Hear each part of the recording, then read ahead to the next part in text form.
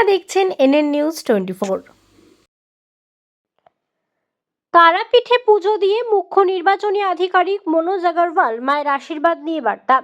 নির্বাচনের আবহে তারাপীঠ মন্দিরে প্রার্থনা, এলাকাবাসীর মঙ্গল কামনায় পুজো।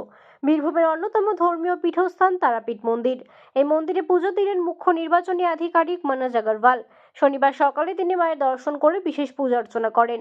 শনিবার ভোর থেকেই তারাপীঠে ভক্তদের ভিড় লক্ষ্য করা যায়, আর সেই ভিড়ের মধ্যেই মন্দিরে পৌঁছান মুখ্য নির্বাচনী আধিকারিক মনোজ আগরওয়াল।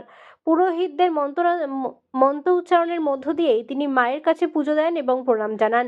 জানা গেছে তিনি নিজের এলাকার মানুষের কল্যাণ কামনায় এই পুজোটি দেন। মন্দির চত্বরে কিছুক্ষণ সময় কাটিয়ে স্থানীয় ভক্তদের সঙ্গে কথা বলেন তিনি। সাধারণ মানুষের সঙ্গে কুশল বিনিময় করেন এবং তাদের সমস্যার কথা তিনি শোনেন। পুজো দেওয়ার পর তিনি জানান, মা তারার আশীর্বাদ নিয়ে তিনি আগামী পথ চলা আরো দৃঢ়ভাবে এগিয়ে যেতে চান। পাশাপাশি তিনি এলাকার শান্তি, উন্নয়ন এবং সমৃদ্ধির জন্য প্রার্থনা করেছেন বলে তিনি জানান। নির্বাচনের আবহে তারাপীঠে তাদের পুজো দেওয়ার নতুন কিছু নয়, তবে মুখ্য নির্বাচনী আধিকারিক মনোজ আগরওয়ালের এই উপস্থিতি প্রশাসনিক মহলে বিশেষ তাৎপর্যপূর্ণ বলে মনে করছে ওয়াকিবহাল মহল।